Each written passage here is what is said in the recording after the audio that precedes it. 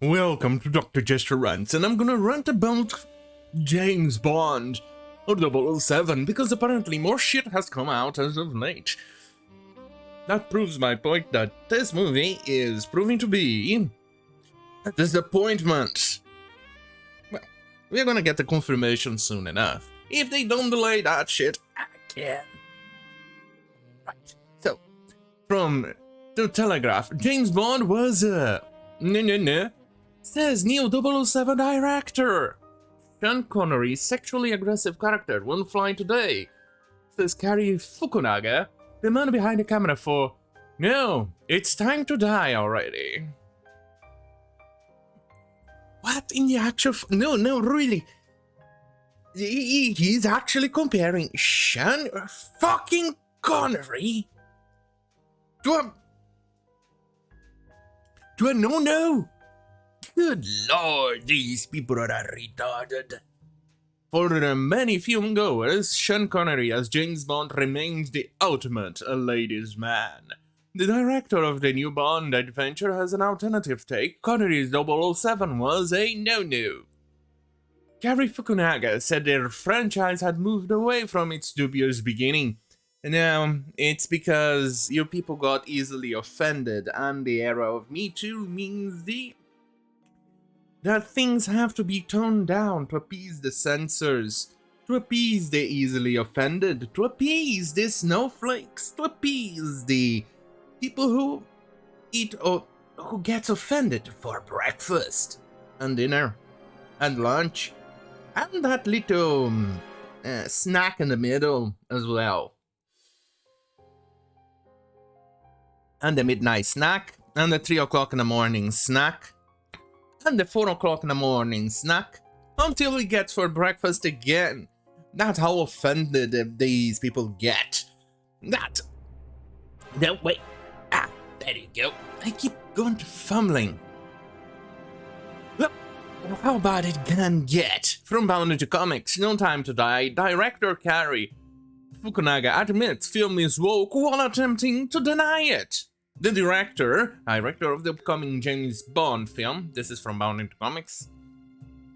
Oh, no, it's already time to die. Please, end its suffering already.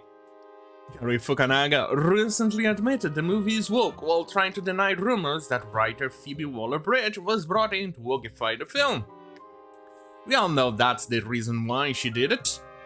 In an interview with The Hollywood Reporter, Fukanaga discusses how he is modernizing James Bond for a but me too reality, according to the THR, and blah blah blah.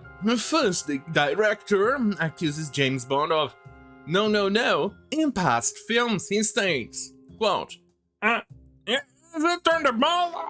Goldfinger. Like, basically, Sean Connery character. No, I am woman, it's end quote. He adds, she's like, no, and he's like, yes, oh, I don't want to fly today. End quote. Good lord. This is retarded. In the Thunderball, Bond played by Connery has a flirtatious relationship with Patricia, played by Molly Peters.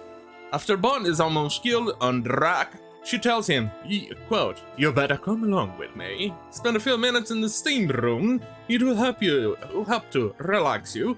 Might even shrink you back to size. The Bond responds, quote, no, somebody. Is going to wish that it had never happened. Patricia then says, well, you wouldn't tell Dr. Wayne, please, I'll lose my job, end quote. And Bond responds, well, I suppose my challenge could have a price. Patricia then flirts back with wagging her finger at him and smiling. Oh, you don't mean, oh no. You know, they're flirting both. And if he actually thinks this is a no-no scene, it means the guy actually sucks at James Bond. Good fucking god. At least we're gonna always have the old movies unless they actually censors that as well.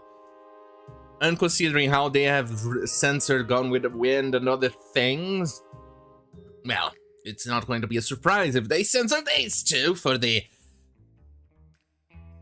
millennials or the idiots who are easily offended. Anyway, let's finish this. Quote, "Oh, yes. Yes. Yes." He then proceeds to open the steam room door and enters inside with Bond. That's it. Then attempts to kick him.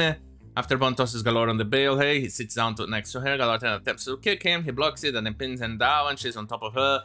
She gives him a bay and her arm straight, but does appear to smile. She then moves her head back and forth to avoid Bond. However, as he continues to get close, he eventually embraces him in a kiss and relaxes her hand. Still not seeing the problem here. By the end of the movie, Pussy Galore and James Bond avoid getting rescued and enjoy each other's company. Telling Bond, no. Fukanaga then attempted to refute the idea that Phoebe Waller-Bridge was brought onto the film to make Bond more woke. He said, I think that's the expectation of female writing very strong for male roles, but that's something Barbara wanted already from my very first conversations with the cauliflower. Oh, sorry, broccoli. There was a very strong drive. With the carrots. You can't change Bond overnight to a different person. But you can definitely change the world around him the way he has to function in the world. Hashtag me too. good lord, there is more. Quote, It's a story about a white man as a spy in the world. But you have to be willing to let in and do the work to make the female cartoons more than just country-driven food. Oh, for fuck's sake. Dude, James Bond is kind of like male power fantasy. And there are rumors that, in fact, they actually wokeified this movie so much that actually James Bond is a cucked out shell of a man. Those are rumors. I'm not here confirming them or anything like that. I do not know if that's true. But those are rumors. It seems that Woke Shanna, or the Shanna Lynch, you know, the woman who cried wolf. Oh my god, I'm discriminating like a ghost. There's also not only going to be the 007, but the star of the entire thing. Remember, rumors, so take it with a pinch. Cup, plate, a bucket, a truckload of salt, whichever you prefer, and whichever you think your blood pressure can take. Because after all, too much salt ruins your blood pressure. And to make matters worse, much worse, this is from Bound into Comics again. I want to highlight this part here, but first let's go to the title. Jesus Christ, why did you highlight everything? James Bond, No Time to Die, Long Range. Box office predictions announced. Moving out. Wait, what the fuck? Oh, right, here. Anyway, this is, using MovieBob's estimated production budget for No Time to Die, please kill it already, at 314 million. YouTuber OMB reviews explains how much the film needs to make to be profitable. He says, let's go ahead and put forward their nonsense at 314 million. Alright, so that means the film does cost around 450 to 464 million when you add in marketing costs, because you have to basically multiply it by 1.5 is what gets you your typical marketing cost. Plus, this movie has already been in production since probably end of 2017 or 2018. It was supposed to come out in 2019. Then they delayed it to 2020, and now at the end of 2021. So you know, they have been sitting on that footage and doing marketing and multiple of shit for that long. Anyway, that of course is not taking into account that the film likely had more spent on marketing because of the fact that it has been delayed, and they have delayed and they've already spent a lot of money on marketing in the first place before it was delayed the first time, and so therefore the movie could easily have cost upward of 500 million or so. Odin continues. He later adds, when you look into the box office, the number of the rule of thumb that's been around for a long time has been no, they make around 60% of the entire box office. So when you take 60% into account, you are looking at a film that needs to make closer to around 700 to 750 million to break even. So basically, it's going to be an uphill battle, especially with the unpronounceable thing that has been happening as of late, in which closed down the cinemas and people are still a bit reticent to get back into cinemas. And then there is the fact that people already know this is going to be woke, despite some people not knowing them, but they still may go and watch that. But most now already know this is going to be woke garbage. So they need to pull a miracle out of their dirty fucking bunghole. Or poor little James Bond enlarged the bunghole after being no by a bunch of fucking woke shenanigans. So poor James Bond, he's gonna need way more than some fucking lube to pull this filthy miracle. Oh my English. What do I say? Oh, right. Here is what the idiot says. From the director, back to the original article.